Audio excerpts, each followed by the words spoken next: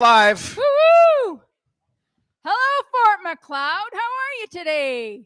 This is awesome. This is great. I love it when there's people that show up here. I know. And it looks like a pretty full house, too. Exciting stuff. Everyone can grab their seats and we will get started here. Very exciting. I'm going to have to get another refill of my coffee. It's so good. So good coffee. It's good coffee. Good coffee. All right, everyone. Welcome to the Fort Macleod and District Community Hall in Fort Macleod for the fifth and the final 5 forum debates. Woohoo! Brought to you by the Independence Party of Alberta. Woo! There you go. That's it. It's great to see everyone here. The Independence Party is a grassroots party built by Albertans with no politicians at our table, who are committed to giving all Albertans the opportunity to achieve freedom and prosperity through a referendum for independence. The Independence Party is the only party in Alberta that has a policy to hold a referendum within the first year of being the majority elected party. This party is more than just a political vehicle. It is the freedom movement. Yeah, absolutely it is the freedom movement.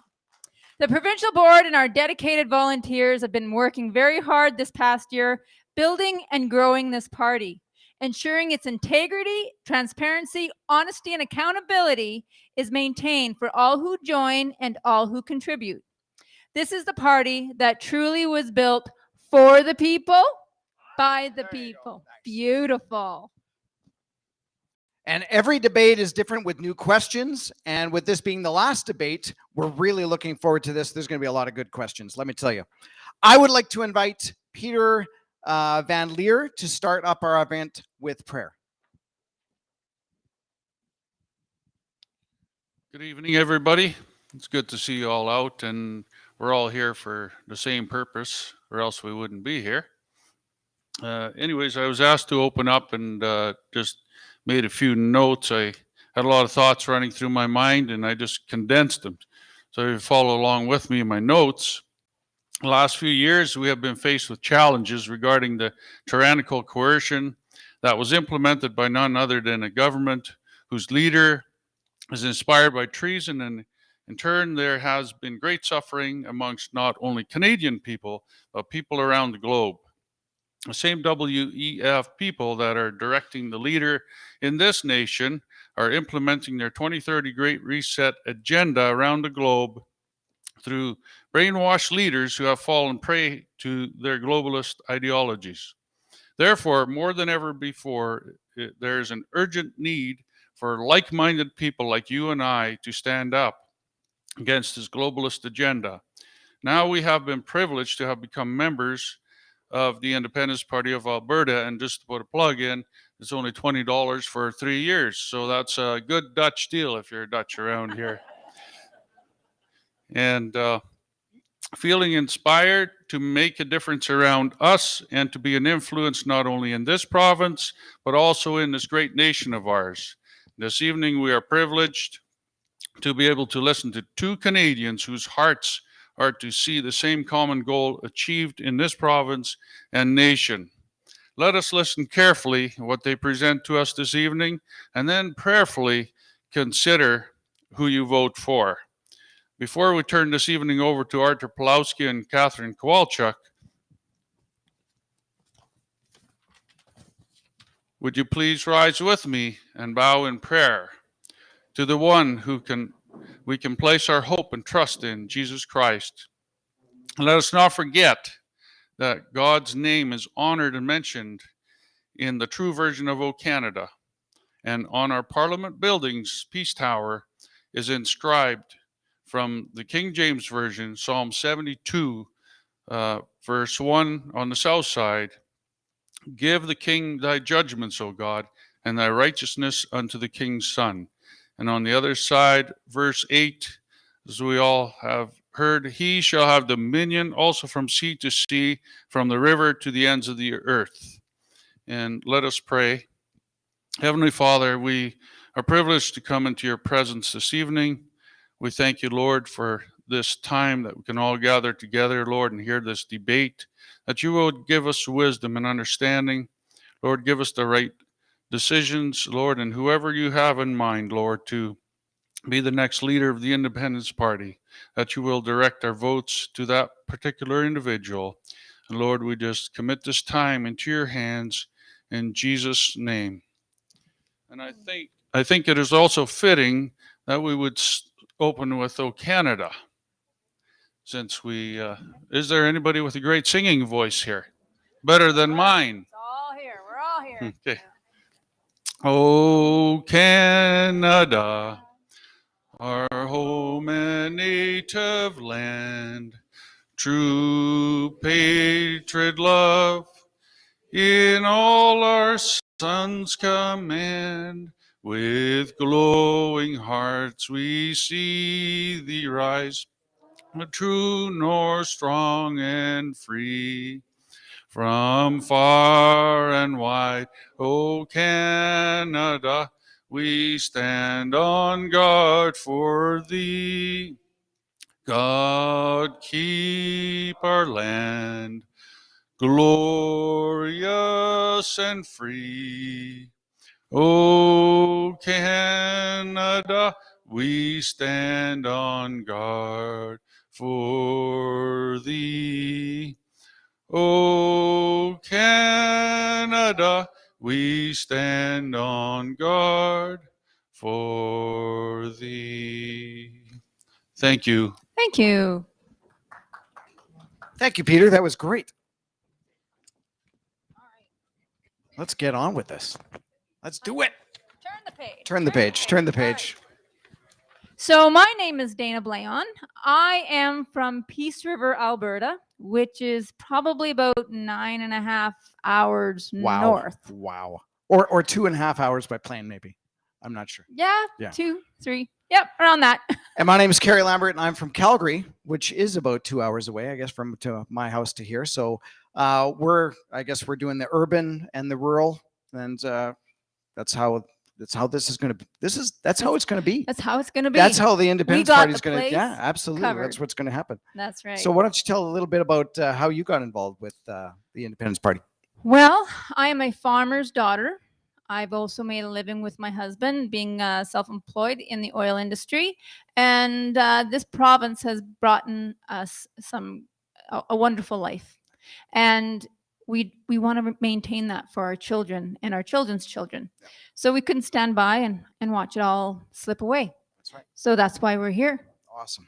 And you? And for me, I owned a bar in Calgary called Outlaws Tap House and Bar. And we took a stand against the mask mandates. And basically, it was not so much that patrons could come in without masks, but our serving staff, we had 3 people that couldn't wear masks. So we decided to stand with them, and we quickly found out how much the government did not like that. And AHS, AGLC, they all shut us down. And because of that, I ended up meeting a guy, maybe you've heard of him before. His name is Chris Scott from the Whistle Stop Cafe. And him and I ended up we went on some sort of a trek out to Ottawa in a convoy-ish kind of thing. So we did that. And wow, did that ever open up my eyes as to what the problems are in Alberta and the problems that are actually happening in Canada and really across the world. And so I wanted to get involved in something, and the Independence Party just happened to be the vehicle that I wanted to. So thank you so much for letting me be here. That's awesome. Awesome. There you go. It is the right vehicle to be in. So we have memberships for those of you need to know. We got memberships there in the back. We also have those beautiful banners that you can put on your fences or on your balconies. And we've probably got, half a dozen of each. So first come, first serve, folks. We should try and sell them today. Yeah. Absolutely. And we also have some great Alberta flags, because after all, that's what we're trying to save here today. We also have you can also have some donations at the membership desk also, and we have live streaming on our Facebook page. So all of you like it before you turn your phones off, and share it with your friends so they know where to go to find our information. And also you can find more information on abindependence.com. That is our website. You can also, folks online, you can buy your memberships online and donate online. Awesome. That's great. So a couple of quick things. Please set your cell phones to silent And Pastor Art, his phone rang, so hopefully yours is off now. I'm not quite sure. We don't want that going off while you're speaking. That'll be like the red card. Speaking of which, today's program will consist of the following format. We will give each candidate 5 minutes for an introduction and an opening statement. And we will raise a white card when you have 15 seconds left and a red card to stop. We will then have a 30-minute question and answer of 3 to 4 predetermined questions. These are from subjects that have already been given to the candidates, but not the actual questions themselves. And then they will have 2 minutes to speak on it, and then a 2-minute rebuttal, and a 2 minutes, and a 2 minutes. So that's kind of how the format will work. Our second set of questions will also be 30 minutes, and they will consist of a series of questions chosen from any of the following: from the Leadership Contest Committee, the TIP membership, or written questions from the audience. Now, who do we have? There you are. So Shannon's actually got some cards there and some pens. So flag her down if you want to write something and get the candidates to answer that. And then we will close with a 5-minute closing remarks by each candidate. And we're aiming to be done by 9. So that's the plan. So Not tomorrow morning, 9. no, Tonight, 9 p.m. There you go. Yes. All right. And we also want to thank our volunteers, because without our volunteers, this isn't possible.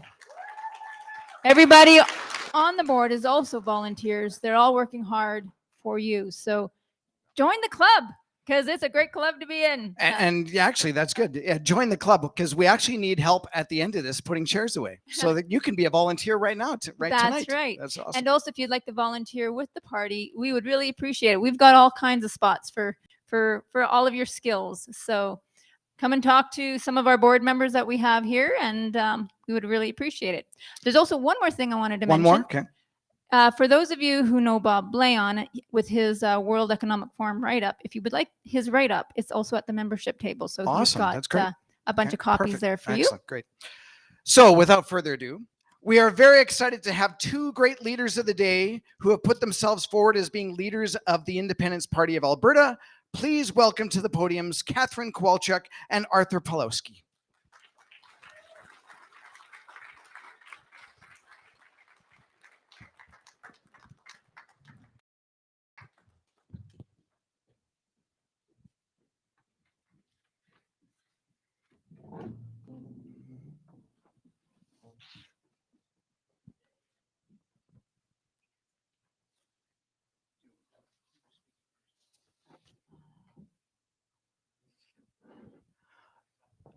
It's awfully quiet because I've had them turned off, especially you, Pastor Art. There you go. You can start roaring. Okay. So we're going to start with Catherine tonight. And so I'm going to just mute the other mic. And we're going to give each candidate 5 minutes for their introduction and opening marks. So there you are, Catherine. Thank you. Well, good evening, everyone. As you all know, I'm a lawyer by trade. And if you've been watching the debates thus far, you've heard a lot of rhetoric about warriors, lions, and hyenas. This is a good storytelling, but it's not a plan. You will also have heard that we don't need lawyers and we don't need to negotiate. Let's unpack this a little bit. Arthur has been in a lot of legal trouble, and the treatment he's received has been horrific. His fight thus far has been led by Sarah Miller, a lawyer, a warrior who has been fighting for Arthur and successfully won at the Court of Appeal recently. But for her efforts, Arthur could still be in jail.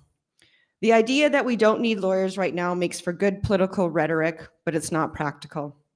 I know that the path we are endeavoring to take is governed completely by the rule of law and the power of negotiation. John F. Kennedy stated, "Let us never negotiate out of fear, but let us never fear to negotiate." To have a successful referendum on independence, the Clarity Act requires 2 things: a clear question and a clear majority. Under my leadership, the majority government will engage with many people, including lawyers, to help draft us questions that are the question that is so clear that Ottawa will have no recourse in challenging it. To hold AHS and legacy politicians accountable, we will need to devise and sanction a public inquiry within the boundaries of the law. We will use the rule of law to hold these same people accountable. Upon forming government, we will repeal the Public Health Act and parts of it that abridge the rights and freedoms and abrogate the responsibility of the legislature to uphold our Constitution and delegating this authority to unelected bureaucrats. Hee-haw comes to mind. This will require a team of lawyers. We will disclose to the public coercive measures taken by AHS and the College of Physicians and Surgeons against doctors and healthcare workers who were sanctioned and vilified or forced to sign non-disclosure agreements with respect to the activities of our public health. AHS will be held accountable for the abandonment of our emergency response plan that did not include masking or lockdowns and denied outpatient care. We will tell the public who decided to adopt the unscientific and grossly harmful and lethal policies and protocols, including the use of remdesivir and midazolam. We will hold people accountable for emptying out hospitals and transferring patients to long-term care facilities where they suffered inappropriate and inadequate health care. If these policies contributed to the unnecessary death or harm of the elderly, those involved will be held criminally and civilly liable. We will introduce new laws to ensure employers, sports teams, health providers, school authorities stay in their own lane, whereby they clearly understand that they have zero authority to mandate masking or vaccination, and any discrimination on these grounds will be met with harsh sanctions. This will also require a team of lawyers. We will negotiate with our trading partners, including other provinces, countries, fair agreements to ensure our natural resources have sustainable markets. We will identify global capital that respects the supremacy of God and the rule of law. We will not accept CO2 as a pollutant and insects as food. We will require all businesses and organizations to accept cash payments and traditional ID. We will prohibit any private data collection or use thereof to engage in commerce of any sort. To accomplish these goals, the judiciary must be trusted to enforce the law, and we must create legislation to have our individual rights and freedoms. This will require a team of lawyers. There is a handful of lawyers in this province and in this country that have the mettle to take this on. I will ensure that this is not a blue ribbon panel, but a team of warriors bound and determined to uphold the rule of law and the principles that recognize the supremacy of God. Government will no longer come between a person and God. The plan I have set forward is logical, peaceful, and legal. We must demonstrate the capacity and willingness as a new nation to close this deal. We must demonstrate to all Albertans that the Independence Party is the only solution to a prosperous future. War is the failure of the imagination. As Nelson Mandela said, no problem is so deep that it cannot be overcome given the will of all parties through discussion and negotiation rather than force and violence. We will be the country other countries strive to emulate. Thank you. Thank you, Catherine. I already got a red card. Got a red card already. So Pastor Art, please, 5 minutes. Well, I'm greatly honored to be here, and especially in rural Alberta. I'll tell you why. Because I understand people like you. You understand that when you have 2 cows, you will never have a calf. When I talk to the people in city, they think that 2 bulls will actually increase their herd, which is completely a bizarre concept for me. So I like people that are down to earth, people that actually follow biology, follow the law of God. And my campaign actually stands on 3 documents. One is this, that's the Bible. And I promise you one thing, my wife says, don't be like the rest of the politicians. Don't promise anything that you cannot keep. But this thing I can keep. I will never stop believing in God. I will never stop being a pastor. So that's the first thing. Second document, a book I received today, actually, thank you so much for that gift, is the Criminal Code of Canada, which the federal, provincial, and municipal government has forgotten completely in the past 3 years. And the third one is either a Bill of Rights or a constitution that we desperately need to cut this overreach, this tyranny from the federal government. The federal government has forgotten that we are supposed to be one nation. They're treating us like bullies, they're tyrants. They are treating us like battered woman, a wife that has been repeatedly raped over and over again, and they're coming and stealing everything that the wife cannot even feed her children, and they demand more and more and more. And there comes a time when that wife has to say enough is enough, not an inch, not anymore. And I agree with Catherine, we need lawyers, but during the time of war, who are you going to call? We need bakers as well, and we need teachers as well. But when there is a war, who are you calling to defend you? You need a fighter, you need a warrior type of an individual that is willing to stand up in front of a bully and say, back off or I'll punch you in the nose. So there is a need for lawyers, of course, but let me suggest something to you. We have passed that with the federal government. Lawyers try this game. Please don't beat me, don't rape me, don't steal from me for the past 40, 50 years, and look at us today. I suggest to you that we have to start demanding what's rightfully ours and telling those bullies, back off. It's about time.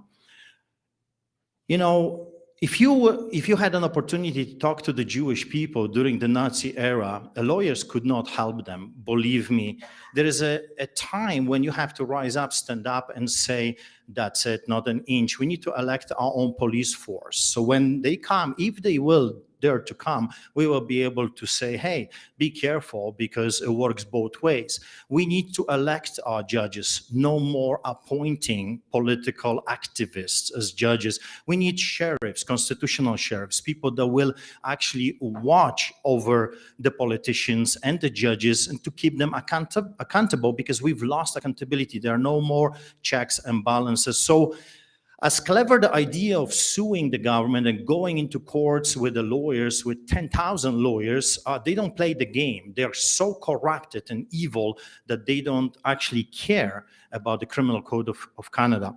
So I have few things that we can do it if we come together. So they shut down our industry and businesses. We will protect Albertans from such attacks ever happening again. They have indoctrinated our children, teaching them perverted sex when they are 8 or 9. We will teach history, geography, science, mathematics, and life skills.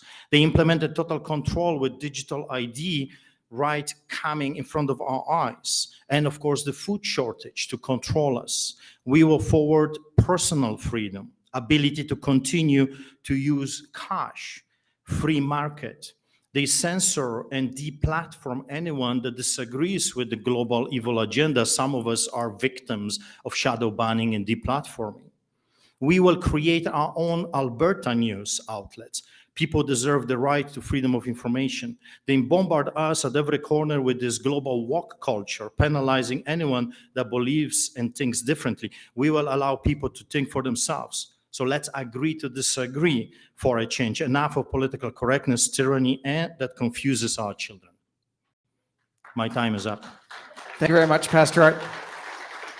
We're actually going to just lower your podiums for just a couple of inches or so, because on the live stream, it actually looks like you're behind there. So we're just going to optics. So give us a second.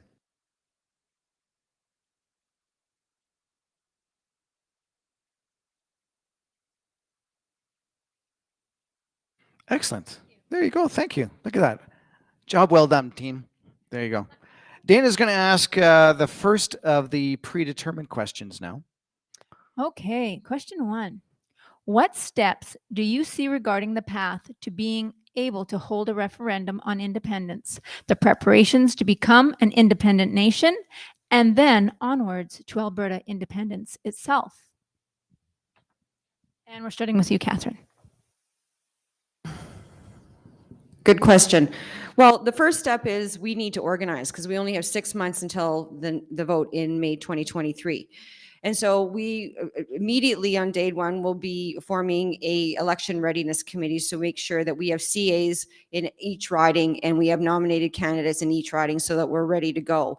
But we are also making plans to do such things as slow rolls throughout Alberta, and we will reach every Albertan within the next 6 months to give them this message in any way we can. Of course, we're going to need money to do that, but more importantly, we're going to need everybody here, yourselves included, to be a part of this, because it's not just about one person or one board, it's about all of us working together and unifying in this regard.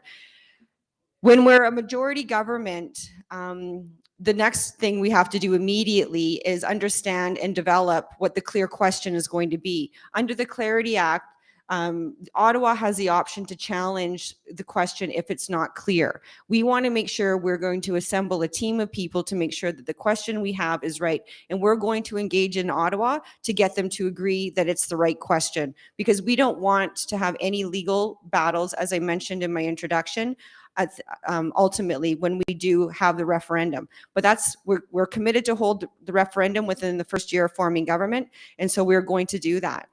And the second thing we're going to do, when you elect an independence-minded government, you're going to elect a government that is going to do things like I've already talked about, repealing the Public Health Act. We're going to implement new laws to ensure that this nonsense that has occurred the past 2 years doesn't occur again. But this will also allow us time to implement our own pension plan, create a revenue agency so we can collect taxes, and look at implementing our own police force as well. So we have a lot of work to do, but I'm confident that we'll all be able to do it together.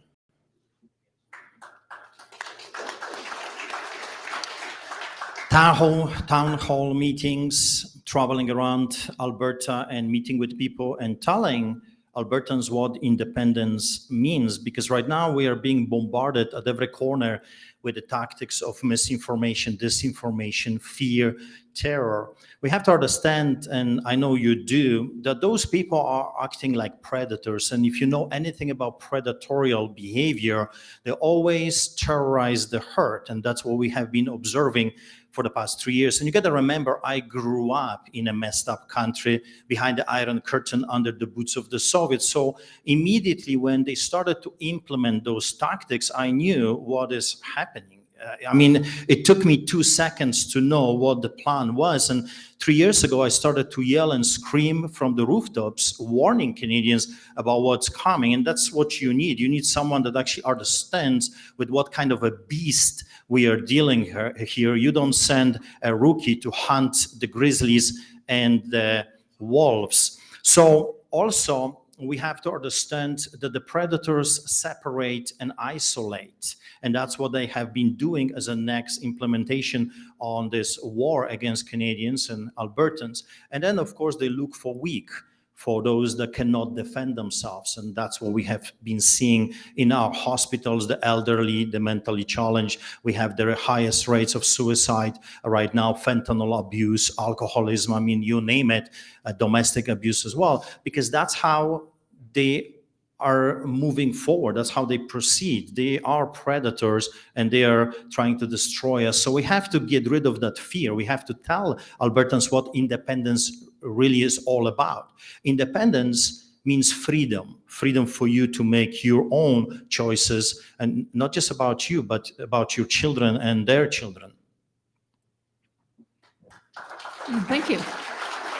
Catherine, would you like to rebuttal? Yeah, I agree with what Artur has said. In addition, it's not just about getting us elected, although that is the key thing that we need to do. We need to form a majority government, and that's the only option. And that really has to resonate with Albertans. And so we are going to need to convince all of Alberta that independence is the right thing. But I think what is going to appeal to them, all of Albertans, no matter what political stripe you are, is that we are going to be more prosperous at the end of the day. Imagine immediately your paycheck and the federal income tax that you would normally remit staying in your bank account, if we still have a bank account, and that's a good thought. Let's put it in your pocket.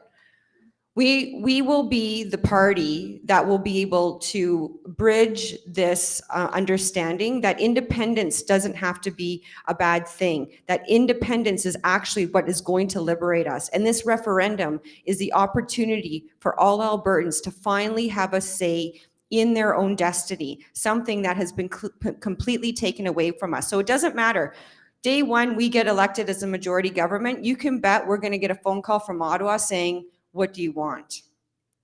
Right? And what I'm going to say is we are having this referendum on independence because Albertans deserve to have this question asked. And we actually don't believe you, Ottawa. We don't believe you're going to be genuine in your deliberations with us. And we are going to have this referendum question regardless of anything that first year. And so it's going to be very important that we stay very focused because we have a lot to uncover, and we have a lot of work to do on that end once we are elected the majority government. As I said, to implement the things we already want to implement that I've already talked about. But we need to get ready for the separation agreement, the biggest separation agreement that we are going to have to negotiate of our history. Thank you. We can add to it email surveys, petitions, of course. That's how you communicate with people. And in the end, the goal is to give back the voice to the very people that elect politicians to serve them, to protect them. And yet what we have seen in the past decades, because this didn't start just a few years ago, they have turned into tyrants. They're not serving anybody except their own bellies. They're like greedy dogs. So we have to communicate clearly with the people, Albertans, what independence means. And like I said, it means freedom for them and prosperity as well. But freedom, I think that's what's on people's minds right now. They're afraid that the globalists are going to wipe us out, and that's the plan. I mean, you will be eating crickets, and you will be driving bicycle, and you will own nothing, and you will be happy. That's what they say. Do they really get a bicycle? No, they want you to ride a bicycle. They have private jets. Yeah, exactly. That is very true. Thank you very much. Next question here, and this is, we're going to have Pastor Art speak first. It has been stated in previous debates that referendums are the key to keeping freedoms for Alberta. But if you are elected, will you be able to offer referendums in areas that may go against your own religious beliefs, such as abortion and also the right to die?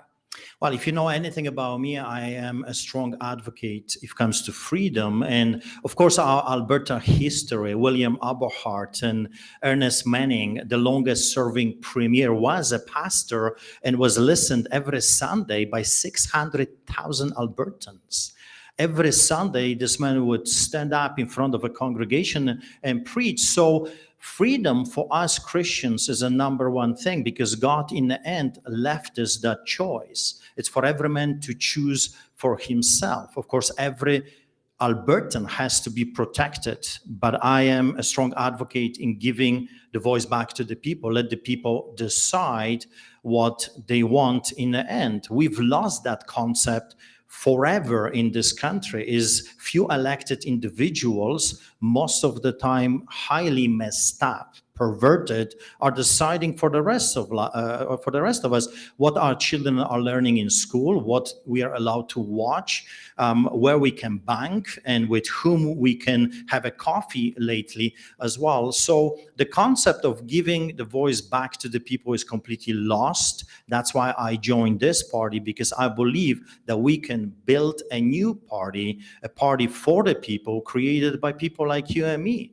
And I think we can achieve that. All of those other parties, once upon a time, were a small French minority. They started somewhere, and they were once grassroots, but they're highly corrupted. They walked away from serving people. Like I said before, they're serving just themselves. So we have a unique opportunity right now to give that voice back to people like you and me. In the end, whose country is this? Whose Alberta this is? Trudeau's, Kenny's, or yours?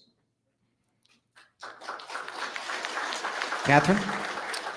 Well, I firmly believe that it is necessary for a vigorous debate. I also believe that it's up to Albertans to decide their future and what it is that they believe is best for them. So yes, I am in favor of holding referendums, regular referendums if required, even with respect to matters that I may not disagree with, because this is the entire point of a democracy and what I grew up believing to be true in that regard.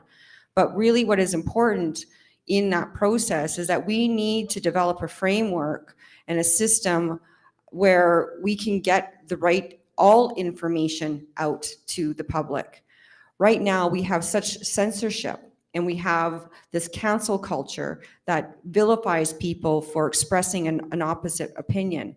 And somewhere down the line, it has gotten completely inverted. And I do believe that we need to work hard in that regard to inform people. You know, this idea of misinformation really bothers me, because information is information and you can choose to accept it or reject it, but it's not misinformation. And so this meme that we've developed in our society, these buzzword memes that we have in our society, are causing so much damage for everybody, because they're confused with what that means. And so we have to work really hard to, cancel the media. We need to work really hard to make sure that when we have these issues, and we should not be afraid to enter into a debate. We should not be afraid to have these discussions on really challenging issues. And I think it has to be part of our job as a government, is to provide that opportunity for all Albertans to ensure that they are getting all information delivered to them on all issues. Well, I'll just add here that we cannot cancel the media, because then we will become tyrants, the same tyrants we're fighting for, and we will be labeled as tyrants. I say we need options. We need to give equal field for everyone, and we have to penalize the media for lying, because that's what they have been doing. And we have to defund the CBC. We cannot pay the Nazi propaganda machinery to use misinformation and disinformation and propaganda indoctrination in our country as well. But we have to allow, in a free and democratic society, we have to allow all the media functioning, without censorship, because then we will become tyrants as well. However, there should be a penalty for open lies, defamation, and just misinformation that we have been seeing for the past 3 years. So, like I said at the very beginning, I would advocate for our own Alberta news outlet. I mean, would that not be amazing if Albertans would have their own source of information that is not censored by government, or especially the global government that Trudeau works for? Thank you, Art. Catherine, do you have anything else? Well, I would disagree. I would agree with a lot of what Art has said, but I would disagree with one point about, determining, penalizing news networks necessarily for their lies, because this is the exact problem that we're facing right now as a culture and as a society, is we need to determine what is the truth. And I do believe that there is a thing as the truth, especially with certain things. I do believe that there is the God, a Christian God that I believe in. So for me, that is the truth. But there are a lot of things that get blurred because a lot of people have different agendas, and we're seeing it with the globalists right now and how they're all in this together. They really, truly are. These media networks are the web of incestuous dealings with these with media and with government organizations has to end. And so we need to be very vigilant in the legislation that we craft to make sure that, one, we're not just telling them what their lies are, but we also need to, I agree, defund these media platforms, but we need to make sure that we are truly going to promote free speech. Freedom of speech includes speech that might hurt our feelings. And we have to, as society, take back that responsibility of participating in our government, participating locally in our civil governments as well, in our school boards and all the rest of it, and participating in that to empower people, to give them the voice. And so there's a lot of things that I believe we need to do and we can do through our education campaign of why the Independence Party is really the only solution for Alberta. Thank you, Catherine. I have to add something. What we have been dealing with in the past 3 years, we're not talking about free speech. People died because of what the mainstream media did.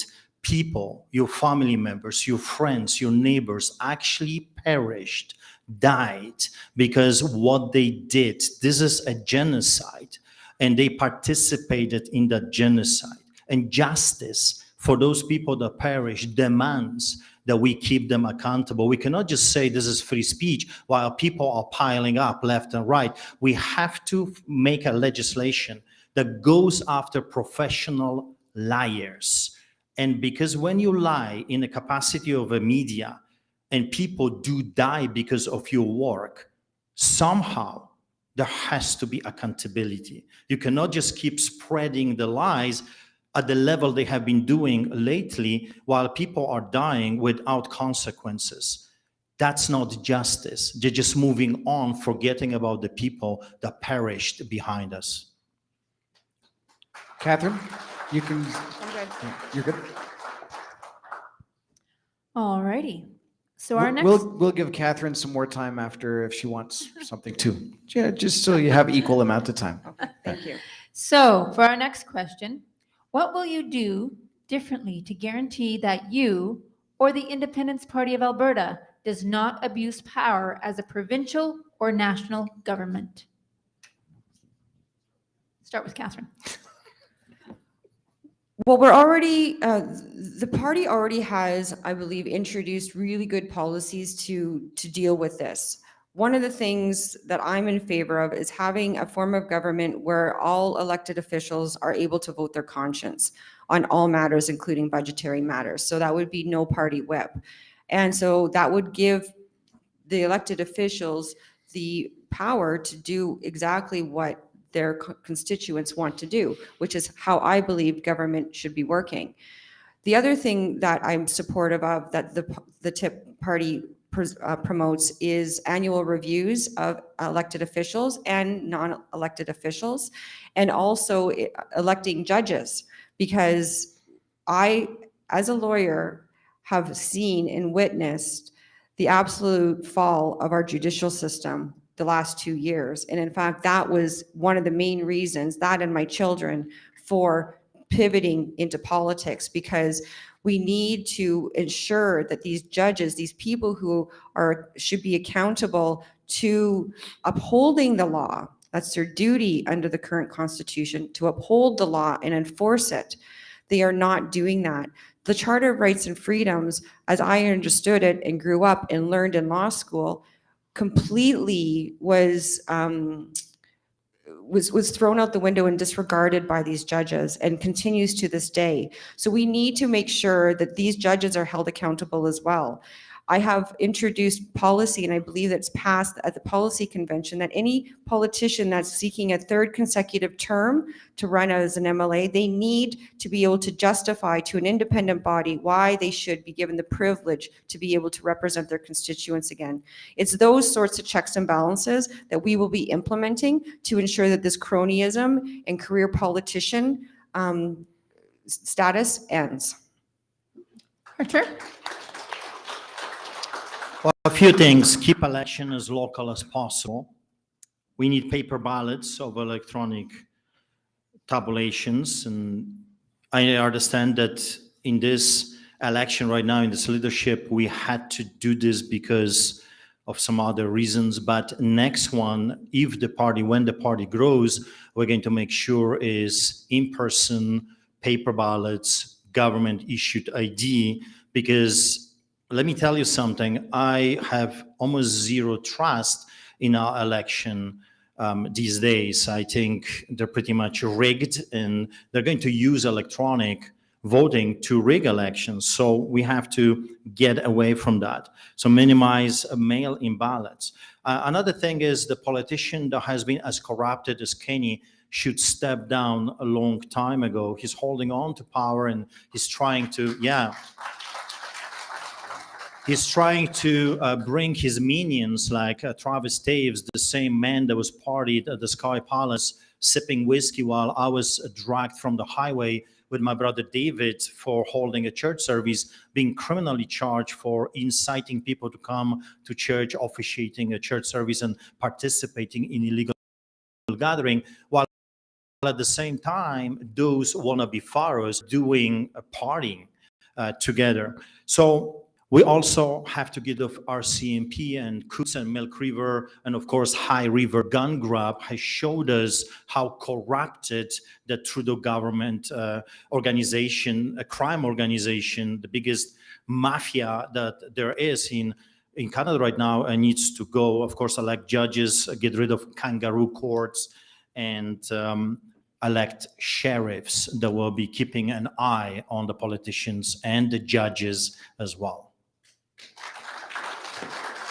Catherine? You know, in addition to what I've already stated, it's going to be really important that we hold the bureaucracy accountable. As you know, the bureaucracy has caused a lot of damage, harm, and death to many Albertans. And it's that bureaucratic level that needs to be held to account. And I firmly believe that we need a robust independent inquiry about the last 2 years in particular, and then who knows where that independent inquiry is going to lead. But once we have that independent inquiry, it's going to be very important and necessary for these people to be held accountable. And I've said on numerous occasions that I plan on firing a lot of the bureaucracy, especially the bureaucracy that got us into and made these harmful decisions that they had no business making, and they have to go. We need to make sure that these people are held accountable civilly and criminally, not just see you later, go somewhere and leave the province or leave our new country. They have to be found, they have to be held accountable for us to heal as a new nation. And that is one thing that I'm very, very committed to doing. But it's not only that, we need to look at these self-governing organizations like my profession, the Law Society of Alberta, who to this day, just last month, still is requiring a vax passport to get into their offices, okay? The College of Physicians and Surgeons that had fired people, harassed people, that have intimidated people, vilified doctors. We need to look at this self-governing legislation that has been implemented to give these people so much power, and we need to ensure that they do not have any more power to inflict the discrimination and inflict the harm and despair that they have on doctors, healthcares, and other professionals that they are there to serve. Art, did you want to add anything? Well, you're tempting me.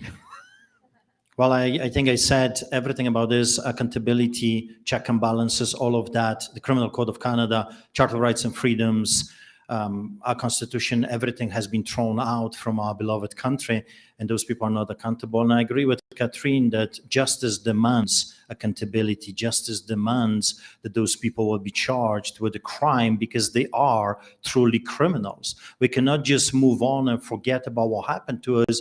If people didn't die, perhaps, but there is thousands upon thousands of people that are having all kinds of reactions to the job, and they're dying. I deal as a pastor with people that come to me, and my daughter, my father, my grandpa, my neighbor died just like that. So we have to make them accountable.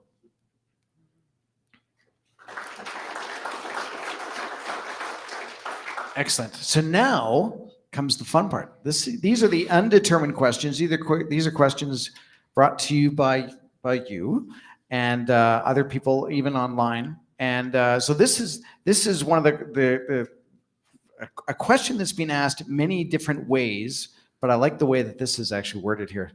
And this is going to go. Art will speak on this one first. The Independence Party seems very separation focused due to the tyrannical nature of the current federal government. Would it not be better just to wait for another federal government party to be voted in, and then we wouldn't need to separate? Pastor Art? Well, I don't know how many of us would survive until then. What we're dealing right now is not a joke. And again, you gotta remember, if you don't believe Artur Pawlowski, please believe my accent. I've seen this movie before. Those people are bloody murderers and they will not stop. You gotta understand, we're dealing with a cancer. If you know anything about cancer, cancer spreads. Cancer never stops. I'm sorry, but you cannot negotiate with the cancer. You cannot sit the cancer down and say, you listen to me, or I will throw a book at you and take you to court. You got to cut it out. And the way to cut it out is a bloody business. You have to take the scalpel, you have to take the patient down, and you have to say to the patient, it's going to be uncomfortable, it's going to be bloody, it's going to be painful. However, if you want to survive this, it has to happen. A doctor that actually loves you is going to do what's necessary to save your life. You cannot negotiate. A nice doctor cannot just come and say to you, hey, I know you have a cancer, but have a great day. Or, you know, and that's what we have been seeing in the past years if it comes to federal government. So what needs to happen is a hardcore head-on collision with the tyrants. A bully, if you have ever been dealing with a bully, you know bully will never stop. You have to stop the bully. They're bullies. They hate you. Trudeau government, the Liberal government, NDP government, and now UCP government, they are traitors. If I had the power, they should be charged with treason. Treason. This is a serious thing that they have done to us. And again, like I said, if people were not dying, maybe we can move on. But people died, and someone has to pay for that. Thank you, Art. Catherine? Yeah, well, somebody has to pay for it, of course. And that's what we're doing. Charging somebody with treason is one thing. Leading this province and you good people into war is another thing. I'm really quite interested in the plan, what this looks like for Alberta from Pastor Art's perspective. How many bloody noses do you want to give? As many as I can. Are you prepared to do it? Are you prepared? Are you prepared to put your family's lives in danger? Are you prepared for the consequences of that sort of retaliatory reaction to this? Now, I don't disagree that what Pastor Art says, that these people are maniacal psychopaths. But at the same time, we are civilized people. And my job is not to lead you into a war that we are not prepared for. We are not prepared at that level as a society right now. And it terrifies me that people are talking like this when we are not there. We have the ability and the rule of law, and we will use the rule of law, and we will use our voices, and we will use whatever tactics we can use in order to fight these people. But it cannot come down to violence. I'm sick and tired of hearing that, because this is not where Alberta needs to go. Alberta needs strong leadership that understands that we need to be able to close this deal ultimately. And I don't want any one of you to be harmed in this process. Thank you, Catherine. Well, I'll say to you, we all have been harmed already, and they're coming to kill. They're coming to finish us off. Germany, Catherine, was a civilized nation as well, and a Protestant one, let me add to that, and that didn't stop them from murdering 20 million human beings. Those people in Ottawa, they mean business. They have showed us they hate us and they want us dead. So now what's the your question plan, Art? Is your plan to what? Storm the borders with our guns? Is that your plan? Did I say that?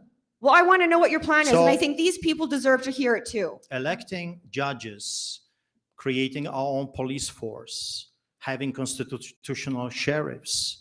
I'm not talking about violence. Did I talk about violence? You're I talking said about when they punching people come, in the face. well, if you come to my house and you want to rape my daughter, you're going to have a bloody nose. That's what I'm talking about. As a pastor, as a Christian, and as a man, if ever one of you would like to come and hurt my family, you are for a fight for your life. They are trying to murder our children. They're trying to wipe us out. They have said so.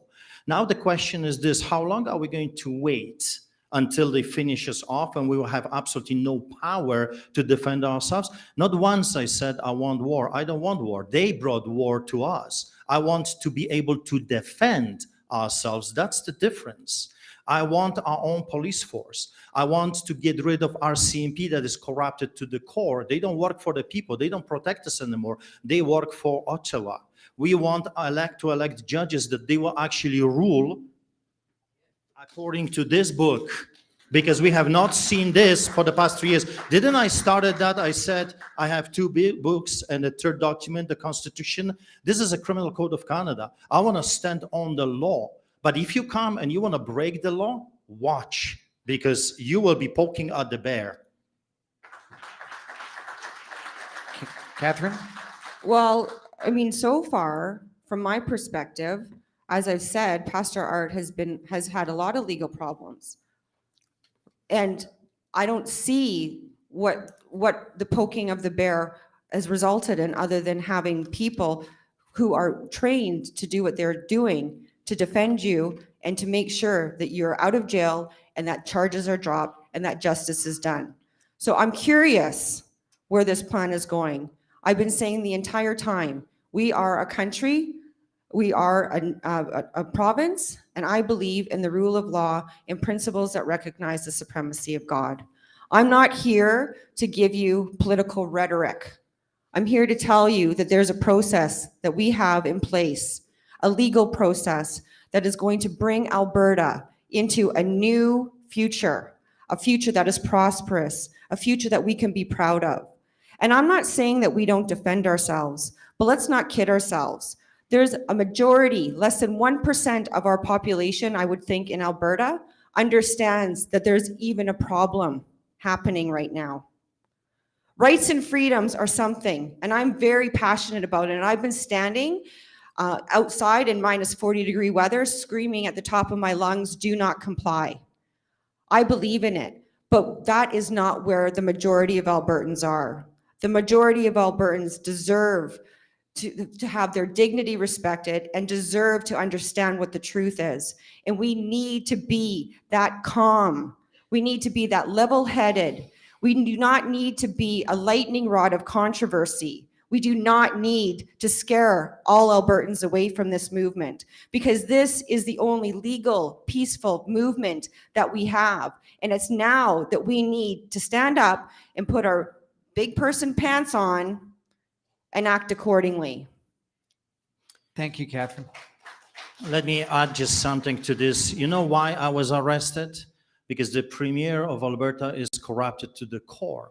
You know why I spent months in prison, and some of you were ticketed and imprisoned as well? Because we had not a protection from our police force. Because all of those organizations are crime organizations. They are corrupted, rogue, woke. They're evil. That's why if we had our own police force, if we had a normal Albertan that loves Alberta and Albertans, this would never ever happen to us, and I would not be in prison. I only need lawyers because all the other organizations that were supposed to protect me failed. Politicians failed us. Mainstream propaganda, judges failed. Lawyers failed. Who was protecting us? We need our own police force. We need to elect judges. We need constitutional sheriffs, and we need new breed of politicians that are they're not career politicians, but people just like you and me, from grassroots up, Albertans. That's what we need at the legislation. Sure, I totally agree. Who else failed us? Priests, pastors. I'm not going to go there. We all have a lot of work to do. All of us, many of us can do better. And when we know better, we do better. But the problem is most Albertans, I would say, don't even know. And they don't know the information that they don't know. And so it's going to be our job as the leaders of this great province to provide them with the information, to provide them with the truth, and to act accordingly. We are not bullies. We are going to act within the confines of the law, and we are going to hold a referendum. We are going to convince Albertans that this is the only solution for them, because this is what is going to mean for them to have a prosperity, more money in their pocket, more freedom. We have a lot of work to do, and I know that we're going to be able to do this. It's not just about rights and freedoms, this movement. We have to have a broad appeal. We have to be able to reach the people of Alberta who don't understand what has been happening right now and what is at stake for them ultimately. This is a big job, and we need to show that these globalists, and we need to give them notice that we are not going to be part of these organizations. We are not going to be part of the UN. We are not going to be part of the World Economic Forum. And we are not going to do business with people that don't have and share Alberta's values. We need to get clear on that. There's a lot of information and a lot of things that are going on right now. Look at our schools. Our schools need massive reform. Look at what they're being taught. Our children are being taught right now. They need to stay in their lane, and they need to get that stuff out of our schools. We need to protect our children. And so that is not going to be about bringing your gun to the front line. We need to protect our children. Thank you. We're going to go on to another question now. Dana's going to ask this one. All right, and Catherine, you'll start. If we can get a majority of Albertans to vote yes to the independence referendum question, how would we deal with the federal lands and the treaties in Alberta? Well, this is part of the negotiation, right? We need to do reach out to First Nations groups. And I think we need to actually talk to the people who aren't normally at the negotiating table. We need to talk to families. We need to talk to people, clan mothers, and we need to talk to these people to understand what it is that they want. You know, when we go to separate, we are going to have to negotiate the transfer of assets, liabilities. We're going to have to look at the contracts, our trade agreements. We're going to have to negotiate with Ottawa, whether some like it or not, how this is going to look. And so we need to be able to be a party. We need to be a government that is seen to be reasonable. And being reasonable doesn't mean that we're a doormat. Being reasonable means that we are acting in the best interests of all of Albertans. And so that is something that we are going to have conversations with Ottawa about. And there might be trade-offs. And so we are not going to know that until we're there. But we need to engage the First Nations people. We need, if they want, I don't even know exactly what they want. So it's not fair to me to impose some sort of policy or wave a magic wand to do something that I need more information about. But I know for a fact that we need to talk to the people that are going to be most affected by it. And that's the people, our children. It's going to be the people who don't have a seat at the negotiating table generally. And so it's going to be the families of these First Nations that don't typically have a voice, because that's the people, that's the grassroots people that we are here to serve.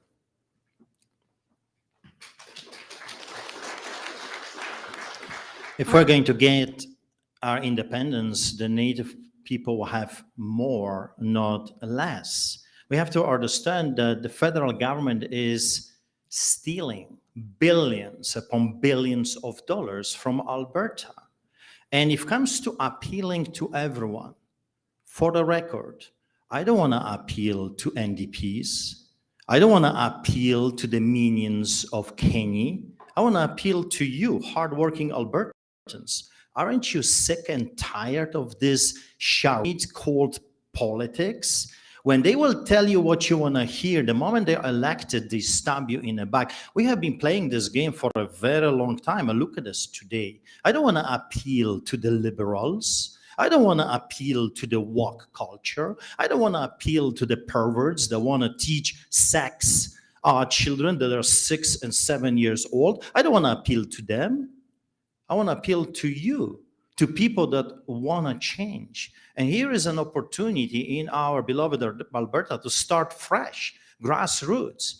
We can fill this party with the like-minded people and say to God, here we are, here is our opportunity, let's start all over again. Even if we don't win the first time. I mean, how do you think those people won elections? It takes decades sometimes to win, but at least we will start. Instead of, what have we been doing for the past 30, 40 years? Revolving door, voting for the lesser evil. So here today you have 3 snakes and vipers and scorpions. Pick your choice. Which animal you want to be bit with? That's what we have. NDPs, liberals, and the corrupted, treacherous UCP. Let's stop doing this revolving door.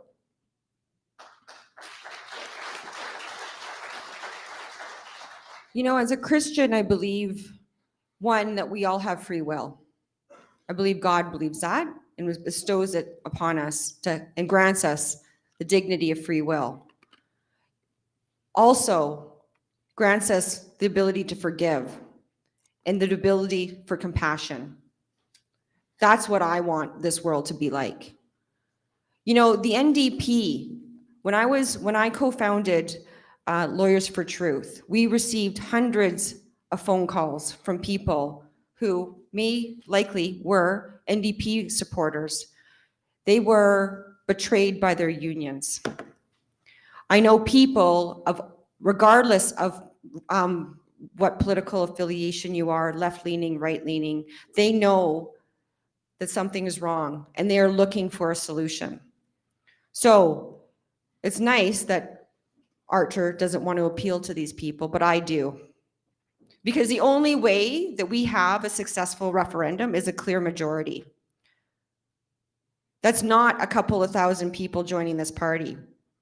It's not. It's about providing Albertans with the information that they need to make an informed decision, respecting their dignity as human beings, regardless of what they believe. And many of them don't know what to believe because they haven't been given the opportunity or the platform presented to them, because they've been indoctrinated by our schools. They've been indoctrinated by CBC and CTV. We have a lot of blame that we can throw around to people, but that's not what this is about. We need to unify as a nation. We need to unify as a province. And we can't be seen to be the party that turns their back on people just because they vote NDP or Liberal or UCP. We need to be the party that includes everybody. Well, we're talking about compassion. As you know, I feed thousands of people on the streets of Calgary for the past 23 years. I don't ask questions. If you're standing in my lineup, it doesn't matter what color you are or what party you belong to. But when we're talking about the rulers, the wannabe pharaohs, the tyrants of today, again, I don't want to appeal to them. I want to remove them. I need to charge them. You need to charge them for what they have done to us. Compassion, forgiveness, by all means. But tell that to the Jewish people walking out of the Auschwitz that I visited many times. Justice demands accountability. Justice. We will not be able to move forward as a province, as a country, unless we bring those people to the courts. And then we will need lawyers to go after them.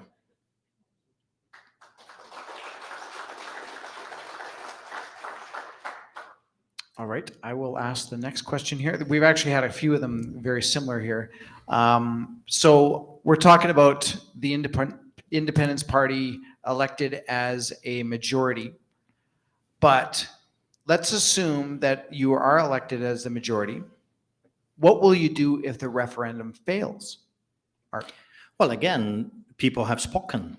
Is that not what we want? We want to give the power back to the people. It's, in the end of the day, it's up to you.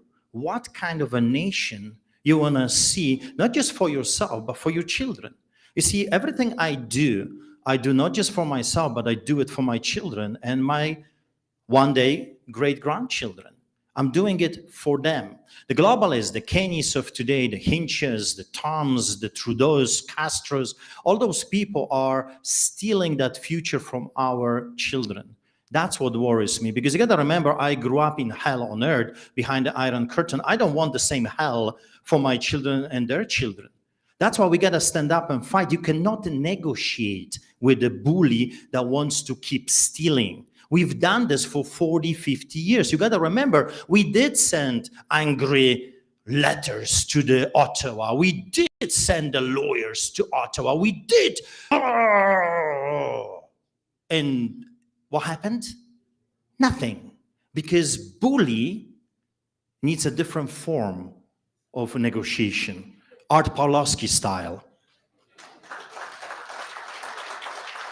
Well, I'm still waiting for the plan, Artur. Still don't know what the plan is. Okay, So, I'll tell you this the is plan. my time. This is my time. So this is what I've been saying that we are going to do. We are going to fire the bureaucracy. We are going to clean house in AHS. We are going to implement laws that prohibit the sort of discrimination that has occurred. We are going to ensure that you will be able to go and visit your dying child, aunt, father, mother in the hospital without having to put a slave diaper on your face or be rejected because you won't inject something into your body that you don't want to inject. That is the thing that we are going to do. And we are going to make sure the Public Health Act is repealed and sections of that act are repealed that completely abrogated government's duty to its citizens. This cannot happen again. We are going to make sure that our students, our children are not indoctrinated. We are going to ensure that our parents have their rights restored with respect to their children. Do you know that parents are being thrown in jail because they refuse to buy into the BS of pronouns? If they don't call their daughter who wants to transition into something else by the pronoun, they get to be thrown in jail. That is not right. Our whole world has been turned upside down. So we want a government that's going to actually do things. We are going to implement potentially our own police force. We need to make sure that it's done correctly. For that, we're going to need lawyers. We're going to need lawyers for all of this. So lawyers don't just step in to clean up the mess now. We step in at all times. Negotiation never stops. And if we fail to negotiate, we're no better than them. So what we're going to do, send angry letters to those people that keep arresting us over and over again while we are rotting in prison like some of our Freedom Convoy trackers to this day? That's what we're going to do? Are we going to send an angry letter in behalf of Artur Pawlowski that is facing terrorism charges because I dared to tell the trackers in Coutts, hold your right, hold your line, stand up for your rights? That's what we're going to do? Enough of angry letters. I have a plan, and I outlined it a few times already today. We need to, as I have been advocating for this for years, constitutional sheriffs that will keep an eye on the judges and the politicians as well. We need to get rid of kangaroo courts, which are working just for the woke federal government and the globalist devils. We need to end the malicious persecution against those that dare to stand up. We need protection for whistleblowers, those people that are willing to say to the public what's really going on in healthcare or in courts or other places.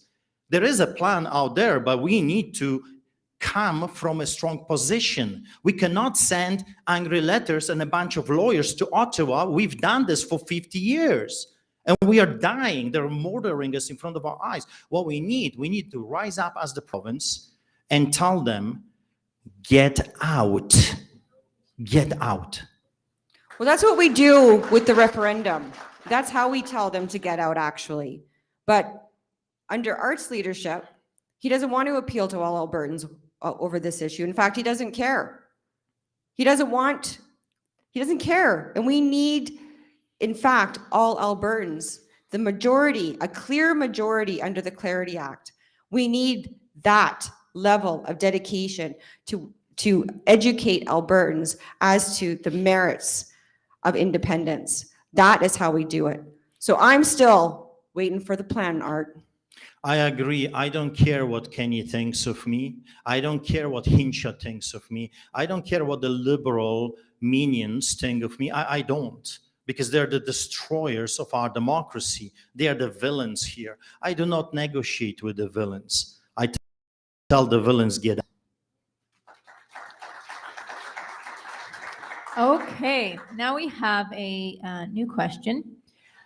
How do you feel that you will be able to reach our young adults in Alberta to help inspire them and bring them on board to an independent nation? And Catherine, you start. Well, that's a good question. And I think it's similar to how we're going to do it with all of Albertans. Part of this education campaign, an information campaign, is to reach these children. I mean, I have a 10-year-old, 11-year-old, a 12-year-old, and a 14-year-old in my house. That's a good starting point. And I can tell you, even with them, it's challenging because of all the mixed messaging that they're receiving. So we're going to need to work with schools, regardless of how ridiculous their policies are right now. We are going to have to work with them, and we're going to have to be able to get into these schools, hold events that are going to appeal to these children. We're going to need to talk to our children's sporting activity coordinators. I couldn't go into events in the city of Calgary because of my status, because I refused to show them my private healthcare information. Me yelling at them saying, "Let me in," didn't do anything. We need to sit with them, and we need to have these conversations, and we need to penetrate it. And it is going to be challenging. But we're going to need to get into the schools. We're going to need to work with these communities. We're going to need to work with parents. And those are Albertans. They're just like you out there. And when they know this information, when they realize what's coming for them, and when, pain is the touchstone for change. And I do believe that it's going to get more painful for Alberta. But it doesn't have to. We don't have to go all the way to the bottom if we don't want to. It's going to be up to us to decide that. But at the end of the day, we are going to have to launch a robust campaign to target these individuals for sure. Art? Well, I would say if every one of us was yelling, "Get out," we would not be in this mess today. Because as you remember, I efficiently defended our church. Do you know that they have never shut down our church? Yes, they kept arresting me, and I kept coming out and standing. And here is how you deal with the bully. You do not bow. You do not negotiate. You tell the bully, "Get out." If every man, just men, if every man did what I did, we would not be in this mess today. Well, that I agree with you So on that. how we deal with education? Well, we have forgotten what the schools are all about. They're not teaching those kids anything. They're indoctrinating children, just like the Nazis did in the 30s. We have to open homeschools. As you know, I traveled around the United States of America. What an amazing concept of opening churches for schools as safe places. What an amazing concept that the teachers that were fired, we would rehire so they can teach our children geography, history, mathematics for a change, not how to put a condom when they are 7 years old. That makes me sick. Learn practical skills. Yeah. I totally agree with Art on that. I mean, I'm not done. sorry, go ahead. I think I had a few seconds left. You see, you got to remember those wannabe tyrants came to power because they were able to control information and they were able to indoctrinate our youngsters. We have to reverse that. First of all, we have to put laws in place. And again, fire the woke, rogue, crazy perverts as teachers and hire those that lost their jobs instead. Well, I totally agree. And our message with Lawyers for Truth and my message for the last 2 years was do not comply. And I do agree that if we do all en masse not comply, then this changes. But that's not where we are. And so we need to meet the people where they are. And, you know, it's interesting, you know, we do need to implement laws, Art. We do. We do need to protect our children. We need to make sure that our school boards don't have this ridiculous authority to get this sort of curriculum indoctrination into our schools that is completely brainwashing our children. But this is a massive education campaign, right? But it is going to take laws, and it's going to take people who are going to be able to reasonably consider all points of view as well. Because we do need, whether we like it or not, we do need to meet everybody where they're at. And so force only gets you so far. And I don't think it's going to get us where we need to go. We have a legal means of doing this. We have a commitment from me as leader of this party, when we form a majority government, to implement these laws to make sure that this sort of nonsense never happens again, and we protect the people even who don't even know that they need protection. So we need to work together and collaborate with all of this, but we need to meet people where they're at, and we need to we cannot close the door on anybody. So we will be enacting these laws, and we will be blowing the whistle on the corruption, and these people will learn the truth, and they will understand what's at stake. I believe it fundamentally in my heart. Meet them where they are. How you deal with a pedophile? You meet the pedophile where he is at. I mean, you facilitate something for him or help him in any way to achieve his goal. Here's how I deal with a pedophile: a bloody nose. Thief that keeps stealing needs to be charged. Those people are not stopping. They're villains. They're evil, wicked people, and they are for the kill. I don't want to appeal to a pedophile. I don't want to appeal to a woke culture. I don't want to appeal to the Kenny's minions. Again, I want them out from the positions of any powers and charge for what they have done to Canadians and Albertans. Thank you. So we're down to the last couple of questions here, and then we're going to get them to have some closing remarks. So we've seen a little bit of fire tonight. That's awesome, I think. Last days of summer. I know, exactly. So I'm going to ask this question, starting with Art. What strengths do you bring to this party, and what strengths does your opponent bring to this party? You see, I absolutely love that Catherine is a lawyer. We need lawyers, but after we win. So we can charge those devils with a crime against humanity. So I see a huge strength in Catherine. I would love to have Catherine working with me on a regular basis. I mean, she is awesome. She is awesome. You are.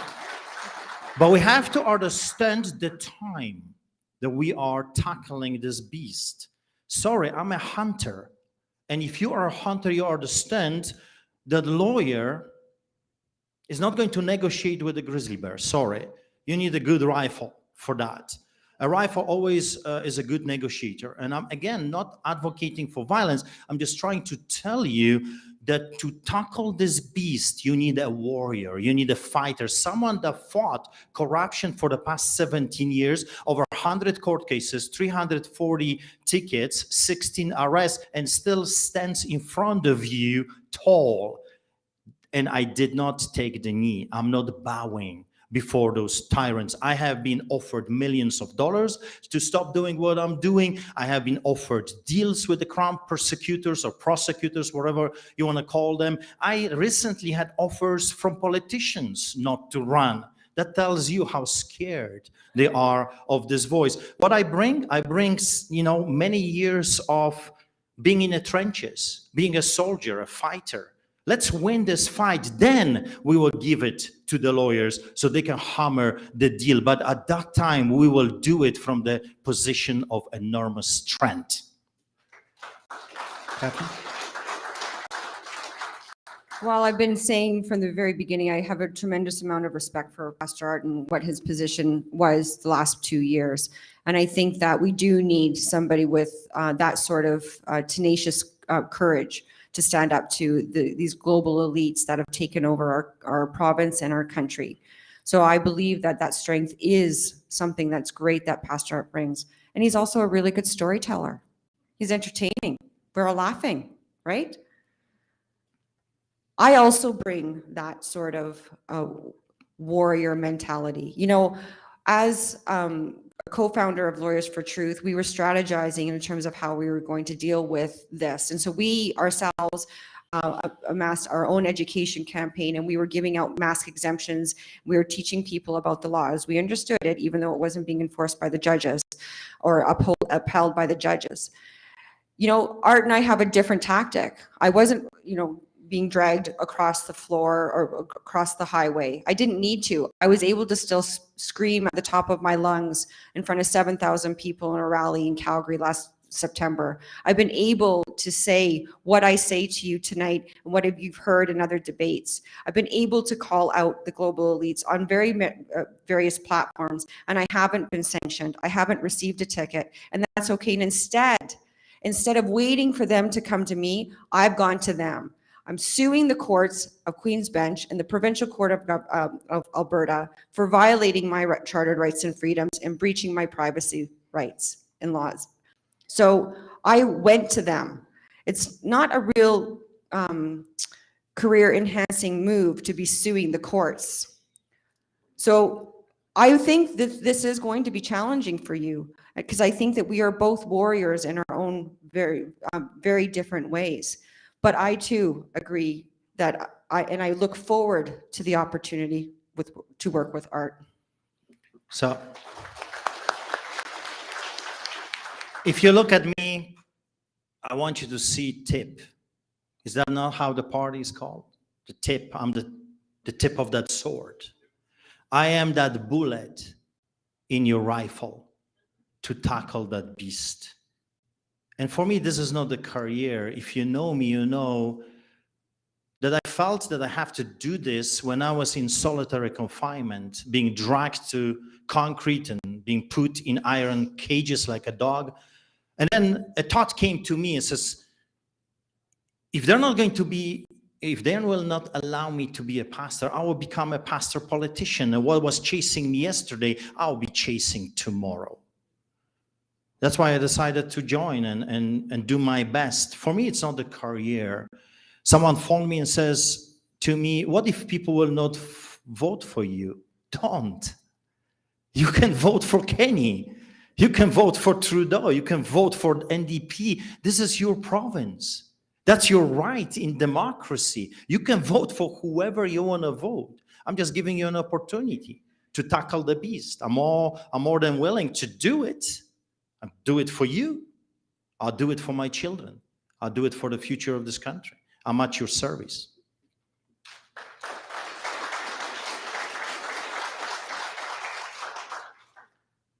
This is something that probably a lot of you don't know about, but this is bigger than Art and myself, this movement, what we're doing right now. It's so big, and I believe in this so much that just over a month ago, I sat with Pastor Art and I asked him to run in this leadership campaign. I asked him to run because what he brings to this party is going to be the notoriety. He's going to bring people. He's going to bring buzz because he is a celebrity in his own right. That's the kind of leader I am. I'm the kind of leader that is prepared to step aside to make sure the movement survives. I'm the kind of leader that understands that we need to work together as individuals, as a collection of individuals. So when I asked him to do that, and Art graciously decided to enter this race, This is what has propelled the movement. It's because we need people like yourselves. We need the party to grow. And we need people, strong leaders like both of us here. But this is what a leader does. And you know what? At the end of the day, it's not about me and it's not about art. It's not about lions and hyenas. It's not about warriors or lawyers. It's about what do you think your future is going to be like? And who do you think is the type of leader that is going to get you to where you need to go for your family and your business? That's the question you're going to have to ask yourself.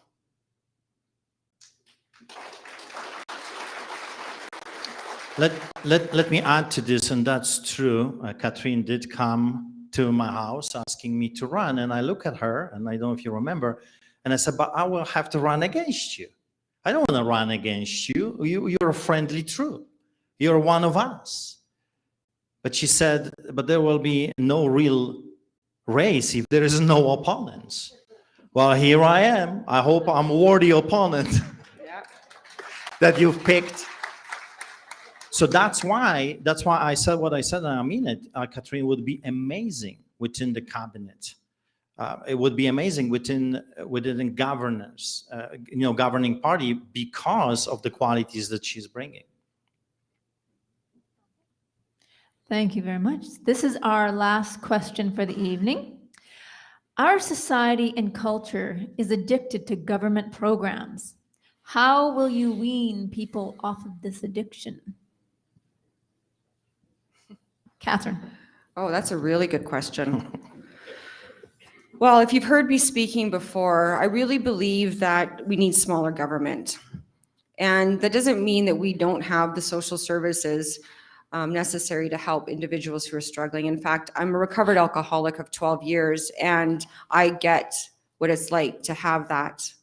I get what it's like to be struggling. I get what it's like to not want to live. And I understand when I was going through my own struggles, there was nobody there to help. There were no government programs that I could go to. I had to fund my treatment on my own.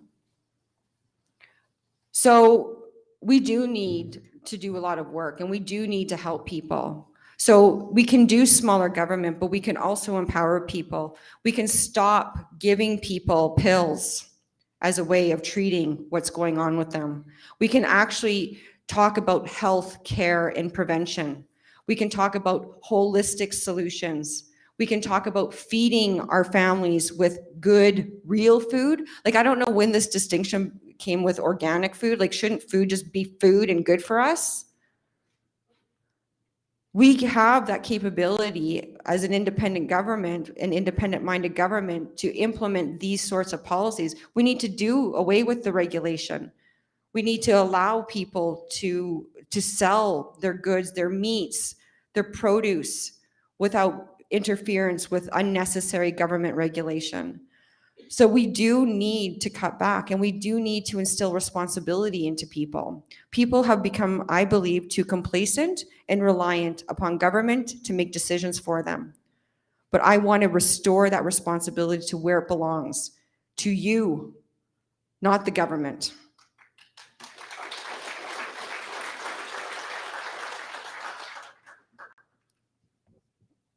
You know, I'm a pastor, and I'll tell you how I deal with addiction, cold turkey treatment. Swift, severe, small government, get them back to work. If they don't want to work, in the Bible is very clear, those that refuse to work should not eat. I mean, they're welcome to come to our lineups, but why do we feed the beast that is eating us slowly, one day at a time? We have to encourage people to do something. We need independence from the government. Government should not be in our beds monitoring what we do there. I mean, let me suggest something to you. Anyone that wants to know what I do in my bed is a pervert. Freedom and personal responsibility. That's what we need. We need personal responsibility. We need to educate and teach, especially our youngsters, that nothing is free. The someone somewhere paid for that. So just because I feed the homeless, that doesn't mean it's free. There's volunteers, there are trucks, there is gas, there is storehouses, there are freezers, there are donors, businesses. We feed thousands of people on the streets of Calgary, and not just Calgary. During the pandemic, we have been delivering millions of dollars worth of food to the native reserves because they were completely shut off from the rest of civilization. We need to start teaching people to be responsible and work. What is this idea that came from that you can sit in your basement and just collect checks every month? If you got 2 hands and a head and 2 arms, go to work. Here, here.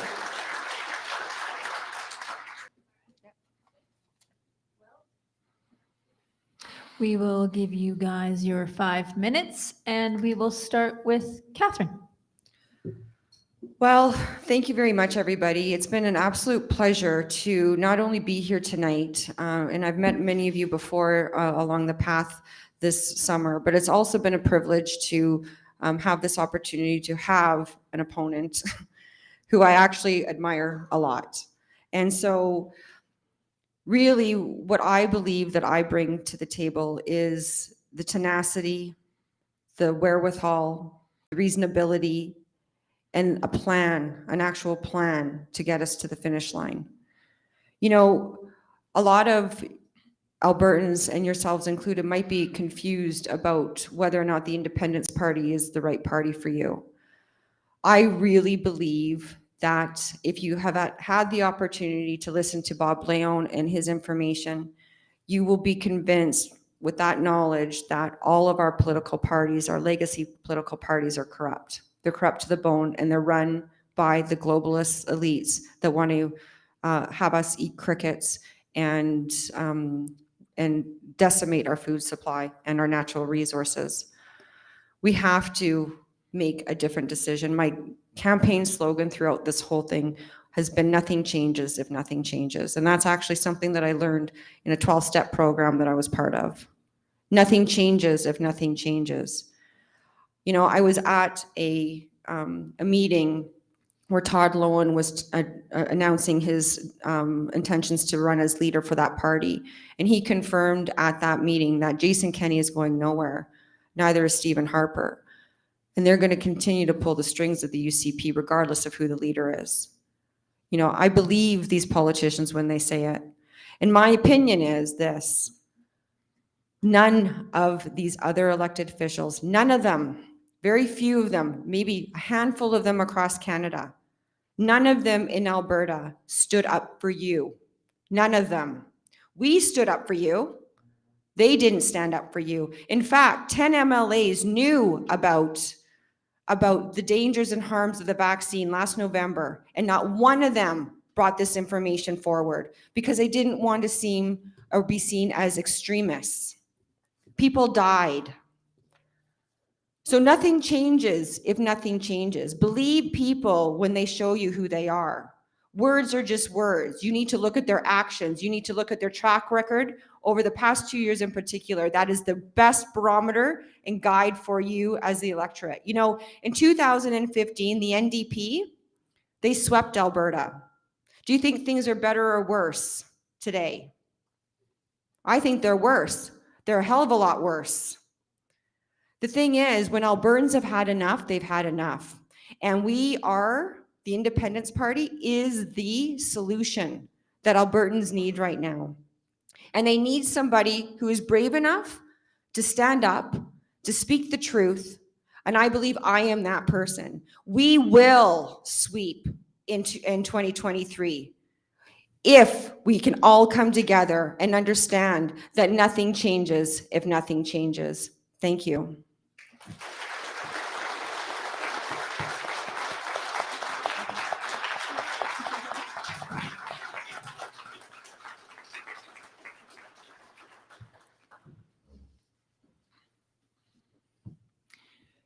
Well, I started this leadership race with Catherine with 4 main points. I want to give them to you again. mandate freedom, tax freedom, gun freedom, and freedom from corruption. We have to stand up for freedom. I don't know if you remember the story of another pastor some time ago. Here is what he said, and I read that during the countless rallies before my major arrest by the Gestapo of today, the Kenny's Gestapo, that I have been attending. First, they came for the socialists, and I did not speak out because I was not a socialist. Then they came for the trade unionists, and I did not speak out because I was not a trade unionist. Then they came for the Jews, and I did not speak out because I was not a Jew. Then they came for me, and there was no one left to speak for me. As you remember, there was Martin Niemöller. He was a German Lutheran pastor and theologian. And that's how I feel. I feel that we have lost our nation to the Nazis once again. They have different names, different faces, but their ideology is identical to the country I grew up in, Poland, under the boots of the Soviets. When I came to this wonderful land, I came with a dream, and I know that you came here for the same reasons, and your fathers perhaps, maybe your grandparents, you came for freedom. I did not come here for food. I did not come here for money, for gold and silver. I came here for freedom because I grew up in hell under the boots of the tyrants. When I came here, I had a desire, a dream, if you will, the Canadian dream, that my children will be born in a free and democratic society without the fear of tyrants knocking down the door because my children would have a different ideology than them. And then I came across during the rallies of this incredible Canadian. I'm sure you remember him. Here is what he said some time ago.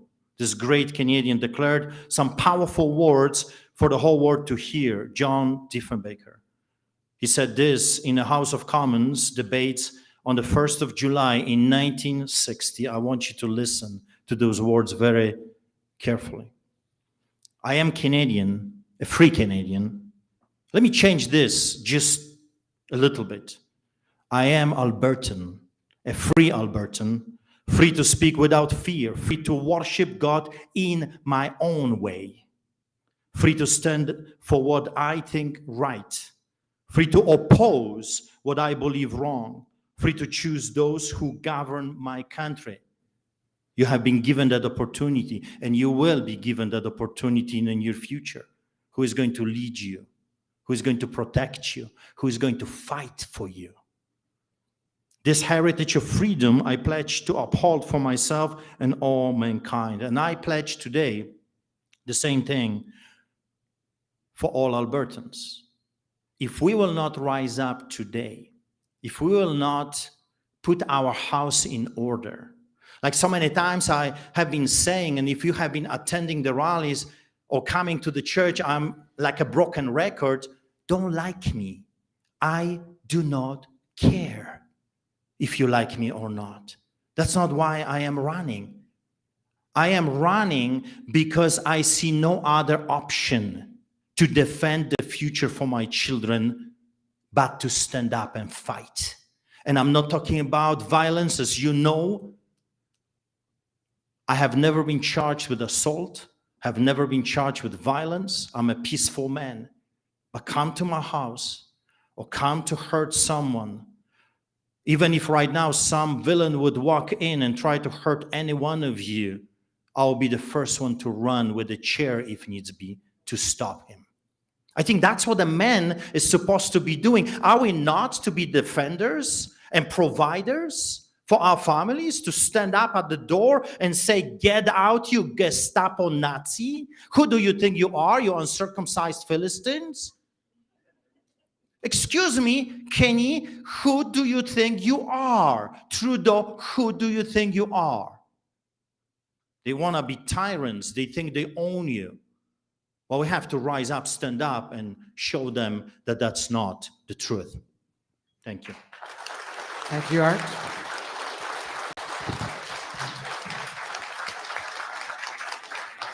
Arthur Pawlowski, And Catherine Kowalczyk, people.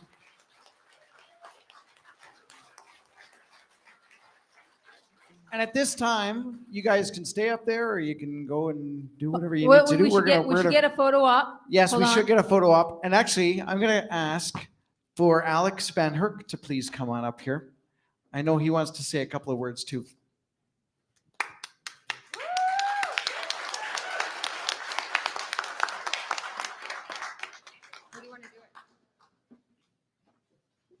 Thank you.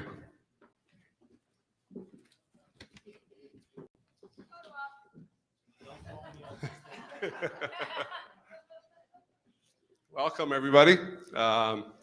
It's sure a great pleasure to see all you guys here tonight. For those of you who don't know me, Alex Van Herk, a farmer south of Fort Macleod, proud father of 7 children, grandfather of 6. The reason I got involved, it all started with Coots. And I guess everybody knows what happened in Coots. I wasn't able to take my kids to the swimming pool. I wasn't able to take them to the store. I wasn't able to take them out anywhere. And I'm like, who do these tyrants think they are that can dictate where or how or what I do? I thought I lived in a free country. But they decided, I guess, that was not the way it was going to be. I was never involved in politics till after Coots.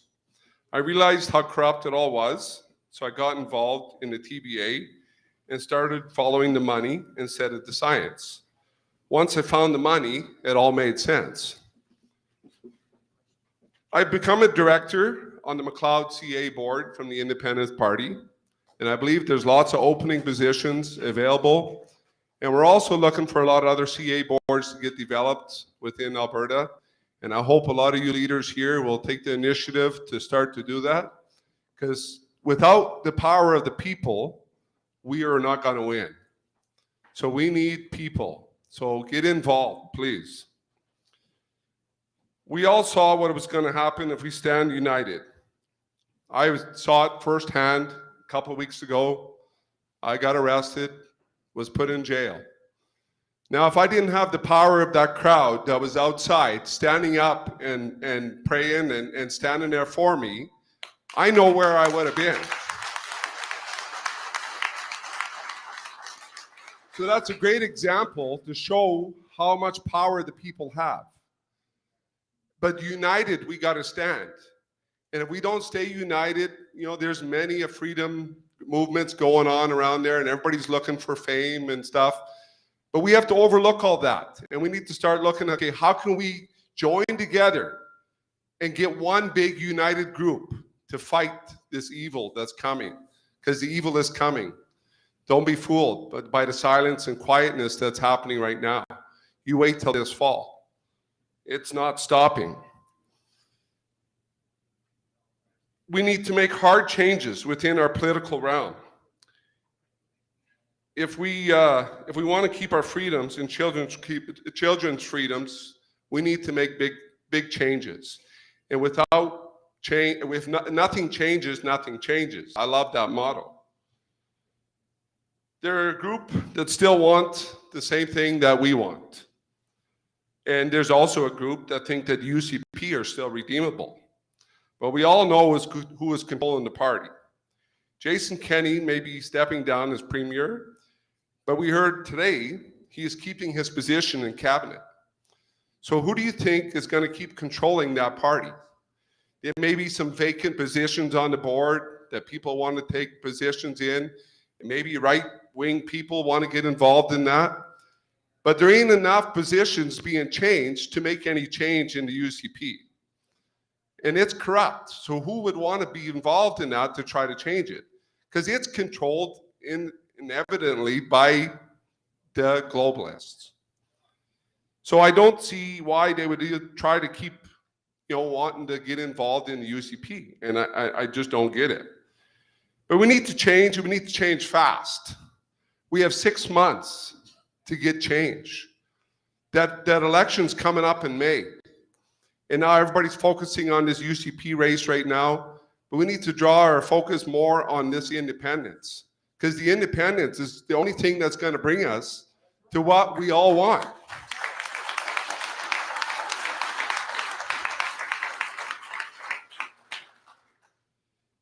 You know, there may be differences in religious views. Pastor Art's religion might not be your religion. There's things that he maybe does that we all don't agree with. But we have to overlook that because we all have an individual identity. But we have to look at the main goal of what we're all asking for. And that's the same thing, is to keep our freedoms, to fight for our nation. And I'd love to do it as a Canadian. But I feel we're never going to win as a Canadian because the East is already so corrupted and in bed with them that we won't be able to change.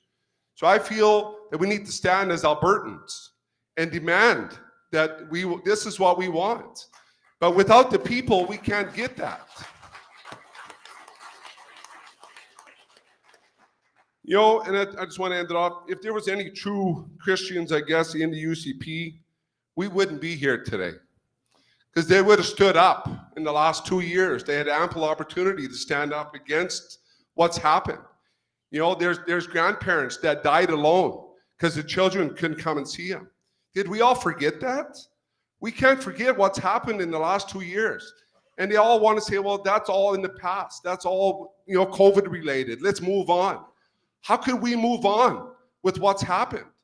Look at what happened, like, say, in the Second World War. They weren't able to move on until Hitler was removed and the tyranny was taken out. And that's what needs to happen here. We need to start over.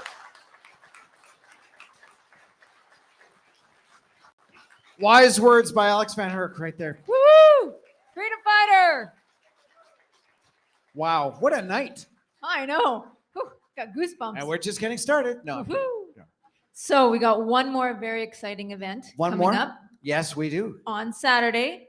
So if you don't have your tickets, you know where to get them at abindependence.com. It is the Leadership Convention, and it's September 10th, and it's in Maple Dell Acres near Bowden, Alberta. Convention information and tickets are available at AB Independence. And the way we're actually doing this for the Leadership Convention is we've actually started the leadership vote already. So it started yesterday morning. And it goes until tomorrow night. Really? It's just tomorrow night at midnight. Yes. Wow. That's And right. those are for people that became Independence Party members before August 20th. Or yeah, before August 20th. There. And then a link to the vote was sent to the registered voters via email or text. If you do fall into that where you were an Independence Party member before the 20th and you have not received anything, please get a hold of people on abindependence.com. There's an actual email address. Hold If you on did here. not- Hold on. Hold Should on. I just, yeah, Come on up here, Vicky. If you don't know Forward. who this is Vicky Bayford. She's the interim leader. So for everyone out there and everyone watching out on the internet world there, so if you have not received your ballot yet, please email returning officer, all one word, at ab-independence.com. The ladies there will help you out and ensure that you had your membership on August 20th or before that. And as long as they've confirmed that, they will ensure that your ballot is either resent to you or for whatever reason, if your ballot isn't in there, which is a small possibility, especially if you bought a paper membership. There was a couple that were missed getting inputted, but we are inputting them. So if you have the copy of your receipt of your membership with the date dated prior August 20th or before, then send a copy of that to returning officer at ab-independence.com. And there you have it, Thank folks. you, Vicky. Thank you. Turning officer at ab-independence.com. That's right. Exactly. All right. And so coming to the convention on Saturday, Yes. $20 for the ticket. We're going to have a few speeches and we're going to make the big announcement of who the winner is. And then we're going to eat We're gonna eat. We're gonna have, Have a nice a little beer social. garden too. Yeah. Yeah, know. someone that I know might be the DJ there. I'm not sure. I'll have Yeah. to think that out. Yeah, something like that. Shake it. So I'm hoping you guys are gonna come out. Yeah, so we love for everyone to come There out. are 250 tickets available, and I believe now there's Not anymore. about 150 or even less than that now. A little No. less than that. So yeah, get your ticket. Get your ticket. Get your ticket online. So, yeah. And, we've got the provincial elections coming up in May, Yes. and that's only like 9 months away Yeah. or less now. So we encourage everybody, take rack cards before you leave. Share them with your friends, share them with your neighbors, share them with a stranger in the Walmart parking lot, because that's what I do. Not even joking. Talk about the independence movement. This is the freedom movement. Yeah, absolutely. So we encourage you, get involved, Yeah. even if that's all you can get involved in. And it is harvest time, so we like to end off our debates by saying, plant the seeds for other Albertans. And if you think you're not the leader, the fact that you're here, you guys are the leaders in this movement. Absolutely. Yes, you are. And even those people watching a live stream, thank you. And I actually think the stream was pretty good tonight. Yeah, Hey. I think so. Yeah, so we just in time to end the debates. And really, yeah, you guys are definitely the change that we need in the world. And thank you so much for coming out. We wish you the best, and hopefully we will have a big party in May. Yes, we're saying going to have a we are the victory party. independent party in a majority, and yes, a Victory. party victory. That's right. Vicky's actual name is Victory. So the party for victory. All right, everybody. Thank you. Thank you so Have much. A Thanks. great evening. Thank you for coming out.